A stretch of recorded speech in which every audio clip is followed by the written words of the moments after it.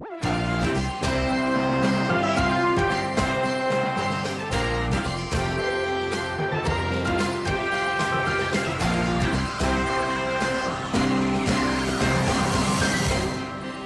afternoon. It's Wednesday, the 23rd of November. I'm Laura Cornfield, and this is IBA News broadcasting live from Jerusalem. The wave of brush fires continues to sweep across the country, launching the largest fire operation since the Carmel Forest disaster 6 years ago. It is now suspected that some of these flames were caused either deliberately or by negligence. We get more in this report from IBA's Ellison Levy. Tens of families have been evacuated from Nataf in the Jerusalem hills, where 4 firefighting aircraft and 25 crews are battling to stop the flames extending to Bet Horon. 3 houses have gone up in flames. 20 families were evacuated from the Binyamin settlement of Dolev, where 3 prefabs caught fire from igniting gas canisters as 20-meter-high flames raged. This morning, the fires in Zichron picked up again in several spots. 30 firefighting crews and 12 IDF crews fought through the night to quell the flames, evacuating families that had earlier returned to their homes. The crisis started on Monday night when a major forest fire forced the evacuation of Neve Shalom in the Latrun salient. Yesterday, a fire erupted near Zichron Yaakov, engulfing dozens of homes and sending children to hospital with smoke inhalation. This morning, fires erupted near Nataf and Dolev, another fire between Kiryat Gat and Lachish near Shfar'am, and near Kisra Sumei in the western Galilee. Last night, 3,000 Israelis were forced to spend the night outside of their homes for fear of the oncoming fires, including 40 families from Kibbutz Revadim on account of heavy air pollution. The firefighting services have been placed on emergency duty, cancelling vacations and calling on the reserves. The fires near Kfar Vradim in the north and Dolev have been subdued, as has a brush fire near Nahariya. The fires have been whipped up by the high winds, low humidity and unusually dry conditions, similar to the 2010 Carmel Forest fire, the 6th anniversary of which is being marked in just a week's time. But the triggers are still being investigated. Police believe the fire near Zichron was caused by negligent hikers. Now the firefighting authorities suspect a great number of the fires were deliberately ignited. Public Security Minister Gilad Erdan tweeted, "It's beginning to appear, in light of the multiple fire locations, that arson could be the cause of some of the fires." Yesterday, Police Chief Ronnie Al-Sheikh told journalists, "We have gone through a tough couple of days and we are expecting the next couple to be no less difficult." Minister Erdan says Israel has learned many lessons from the Mount Carmel forest fire, but still the Israeli firefighting forces might be overwhelmed. Israel is considering calling help from Greece and Croatia, activating mutual assistance agreements with the 2 countries. Elon Aslan-Levy for IBA News. Joining us now in the studio to discuss the efforts to control the fires is National Police spokesman Miri Regev. Thank you so much for joining us. Thank you. First of all, we understand that there have been arrests surrounding the fires. What can you tell us about those? That's correct. We confirmed 4 people that were in fact picked up in the area of Nataf, where there was the huge fire this morning, where our police units worked in the different areas. At the moment, they're still being questioned in order to understand and see if there's a connection behind those individuals, if the fire broke out as a result of their negligence in the area, or if it was possibly deliberate. That's still part of the ongoing investigation. Mickey, what is the penalty for arson, and do the law enforcement agencies have the tools needed to prevent it? Well, in each individual case, we'll be looking into each one of the different fires, the 4 suspects that are still being questioned. We'll have to see what the process will be, if they're directly connected or not. But in general, what we've implemented on the scene, both in the different areas over the last 24 to 48 hours since the outbreak of the forest fires, both in the Zichron area, as well as in Neve Shalom, and as well as in the northern part of Israel. All of the different units have been coordinating together under the authorization and the responsibility of the Israeli National Police. The firefighters, as well as the medical teams, have been in the different areas responding as quick as possible. There is, of course, coordination between the aeroplanes that have been flying over, which are significant in terms of the air support, in order to understand and see an overall picture and actually deal with putting out the fires. How difficult is it to coordinate the efforts of the police and the fire departments? Well, of course, since the previous fires that have taken place several years ago, the coordination has improved in between all of the different security and emergency services. They're all working together.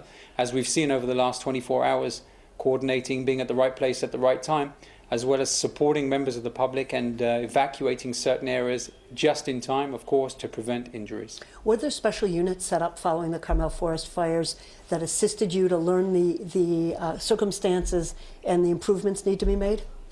Yes, we've seen that taking place both in Zichron yesterday. The response was much quicker, much faster. Both the different airplanes that were over the skies and in the air just within a short amount of time. We had police helicopters guiding those planes in exactly which directions to come into. We took control of the situation within a relatively short space of time, although the firefighters and emergency units were on the scene throughout the night as well. Certainly in the morning they were predicting that the fires in the Neve Shalom area would be as disastrous as the Carmel Forest fires and as much damage as much injuries, but we didn't see that injury. Is that of your efforts? That's right. Due to the fact that there was a quick response, we saw in Neve Shalom, which is in the Jerusalem district area, the response was fast and rapid. Different units from the police as well as the firefighters arrived from other parts of the country as well. And then later on in the afternoon, we saw in the Zichron area, immediately up to the north, where we also had the Israeli National Police Commissioner there on the scene to take charge of the situation and make sure that all of the operations were implemented quickly. So far, we're dealing with the situation and we're ready to respond in the different parts of the country if necessary. But all of the fires until now have been taken control of, and we're carrying out security assessments at the moment. One last quick question. How can those of our viewers who live in rural areas contribute to preventing these fires? Well, if there's anything that takes place in and around populated areas, of course, notify emergency units, the Israeli police, the firefighters immediately. A rapid response will take place, but of course we're there to respond and support the public at any outbreaks of any forest fires. Mickey Rosenfeld, National Police Spokesman, thank you so much for being our guest. Thank you.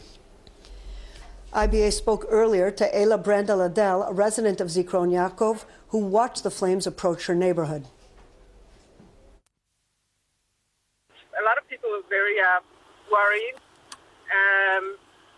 Some people thinking, nothing's going to happen to me, very calm, and others were in panic, so it really varies. We're very, very impressed with the speed in which everybody kind of came in, contributed, the police, the fire brigade, planes, just got in really fast and worked on it. But because the winds are so strong, it was difficult to actually get to aim properly. They would throw red material to get the flames down in one area, and the wind would just blow it to a different place. Prime Minister Benjamin Netanyahu expressed optimism about Israel's prospects for peace today, and U.S. President-elect Donald Trump also weighed in on the subject with a surprising suggestion on who might broker a deal between Israel and the Palestinians. IBA's political reporter Kalev Ben-David is here with that story. Kalev? Thanks, Laura. Speaking at the Jerusalem Post diplomatic conference this morning, Prime Minister Netanyahu affirmed that the desire among foreign governments for both Israeli technology and its vast know-how in fighting terrorism is helping to change the world's attitude towards the Jewish state. This positive shift in the country's geopolitical position, said Netanyahu, even in the Arab world, will help make it more possible to reach a peace agreement with the Palestinians. Every one of these countries, after we finish talking business, after we finish talking about security, and after we talk about economics and technology, they say, can we help with the Palestinians? And I say, yeah, you can help. There's one thing you have to do. It's the acid test.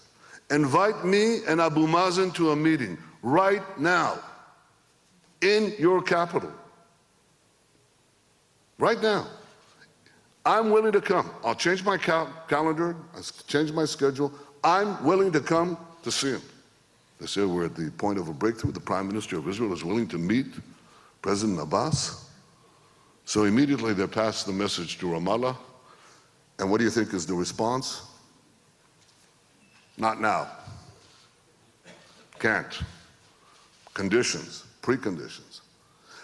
By the time we finish this round with with hundreds of world leaders, prime ministers, presidents, foreign ministers, everybody gets the message. Israel is ready for peace. Also talking about an Israeli-Palestinian peace deal is Donald Trump, who in a meeting yesterday with top staff at the New York Times said he would love to be the one who makes peace between Israel and the Palestinians because it would be a great achievement. He also suggested that his Jewish son-in-law, real estate developer Jared Kushner, would be very good at promoting this goal because he knows the region, knows the people, knows the players. Trump dismissed concerns that a peace deal is impossible, saying that people are tired of being shot and killed. On the domestic political front, new questions continue to arise about the role played by Prime Minister Netanyahu's attorney David Shimron in the government's dealings with the German company from whom it purchased 3 submarines and other naval equipment. Shimron represented the Israeli agent of Tyson Krupp Marine Services at the same time he was working for Netanyahu, but denies having had any conflict of interest in filling these 2 roles. Channel 10 reported that it has obtained an email sent by the Defense Ministry's legal advisor, Ahaz Ben-Ari, to Ministry Director General Dan Harel, in which Ben-Ari discusses a phone call made by Shimron regarding a tender to buy missile boats from the German firm. The email says that Netanyahu also asked about the tender, despite Shimron saying he never discussed this or any other deals involving Tyson Krupp with the Prime Minister, a claim he still stands by. Defense Minister Avigdor Lieberman also weighed in on the affair at today's Jerusalem Post conference, questioning the accuracy of former Defense Minister Moshe Ya'alon's claim that the German submarine deal was finalized without his knowledge. Is that possible that a defense minister wouldn't know about such a massive multi-billion shekel deal? Sometimes when people in opposition, when they in some complicated situation, they have problem with their memory. I think it's the same case. Israel needs so many submarines. I mean, some people would say, what are we spending so much money on these vessels? Try to understand how many submarines we have in Mediterranean now, in this moment around us, how many submarines have all our neighbors together, and you will have the answer. The Attorney General's office has said it does not see grounds to open an investigation into Shimron's actions, but the opposition Zionist Union Party has pledged to push for a parliamentary inquiry into the affair. Laura. Thanks, Kalev. The cabinets of Israel and Poland have agreed to expand their cooperation to preserve the memory of the Holocaust. That was one of many joint commitments by the Polish and Israeli governments at the conclusion of their 3rd intergovernmental consultations in Jerusalem yesterday. During that meeting, various documents were signed to anchor cooperation between the countries, including in cybersecurity, science and technology, and cultural cooperation. Prime Minister Netanyahu praised his Polish counterpart, Beata Szydło, for her government's stand against anti-Semitism and support for Israel. I will say that Poland has taken a resolute stand against the resurgent anti-Semitism that we see in parts of Europe. I appreciate this. We also know that Poland has taken an important position in international forums against the automatic reflex of anti-Zionism and anti-Israel resolutions. That is important too, even though we see that the world is changing and that the embrace of Israel is now taking place along many continents. But nevertheless, we appreciate the fact that until this change reaches all international forums, that Poland takes a resolute stand in these forums on behalf of the truth, which in this case means on behalf of Israel. Next year marks 50 years since the reunification of Jerusalem, and if Culture Minister Miri Regev has her way, official commemorations will be merged with celebrations of 50 years of Jewish settlement in Judea and Samaria. Regev, who is, as Culture Minister, is responsible for official ceremonies, raised the demand in an interministerial meeting last week on the budget for Jerusalem Day celebrations. Jerusalem Affairs Minister Ze'ev Elkin reportedly retorted that as a supporter of the settlements, he opposes mixing the celebrations of Jerusalem's unification and of the settlement enterprise. Minister Regev confirmed to press she supports official celebrations of a half-century since the liberation of Judea and Samaria, but pledged this would not come at the expense of the Jerusalem Day budget. Meanwhile, Palestinian Authority President Mahmoud Abbas has canceled the visit to the West Bank city of Jenin, scheduled for tomorrow, out of fear for his own safety. It would have been the first visit to Jenin by Abbas in over 7 years, and he was to have attended a public wedding ceremony of a number of couples in the Jenin refugee camp. In his place will be PA Prime Minister Rami Hamdallah. Egypt's President Abdel Fattah al-Sisi has come out in support for Syrian President Bashar Assad's military, saying the Syrian government forces are the best positioned to combat terrorism and restore stability to the war-torn nation. Sisi made the remarks in an interview with Portuguese TV and added that he would offer to send Egyptian peacekeepers to Syria under any peace deal. His remarks are likely to irk Saudi Arabia and Gulf Arab allies who have been backing Syrian rebels in the civil war. The British warship HMS Bulwark docked in Haifa port last night after engaging in several joint naval exercises with the Israeli Navy. The vessel is the second largest ship in the British Navy and was previously deployed here in 2006 to evacuate civilians from Lebanon during the Second Lebanon War. But its mission this time was to host a massive diplomatic party on its deck. Speaking at the function, Defense Minister Avigdor Lieberman hailed the ship's visit as a sign of the deep cooperation between the UK and Israel. British Ambassador David Quarry described the visit as evidence of the UK's strong commitment to security in the region, calling it a symbol of the growing partnership in defense and security between Israel and the UK, at a time that the two countries face very severe challenges. 2 to 3 women complained to the Tel Aviv District Police every weekend of fears they were slipped a date rape drug on a night out.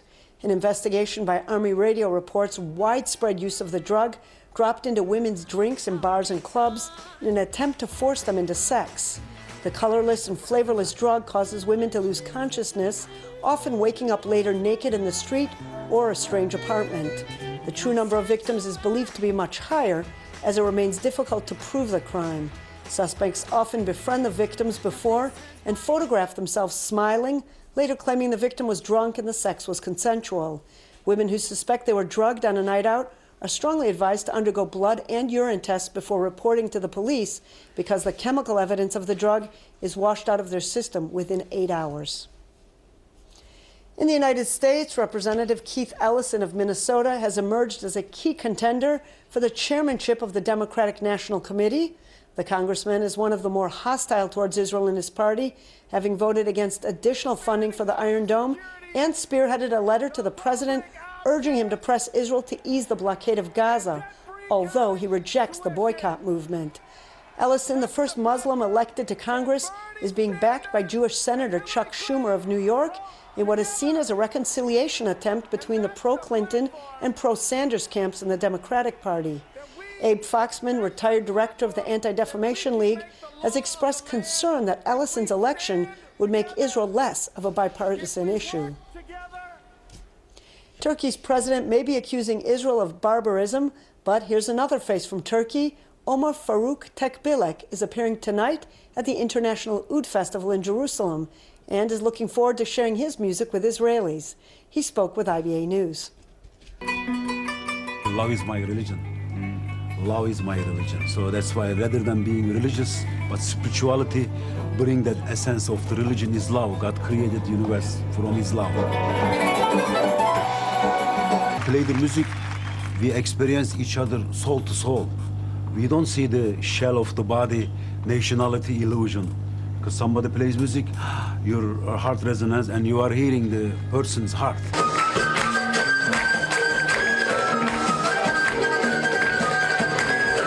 Children of Adam, we are all Adam's children. So that's why the nationality we create is illusion.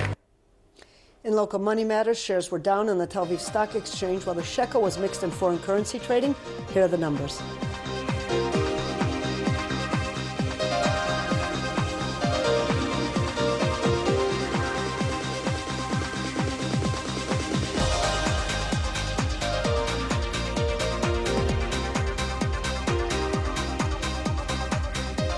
Temperatures will drop again tomorrow with hazy and windy conditions continuing. Here are the highs and lows for the next 24 hours at home and abroad.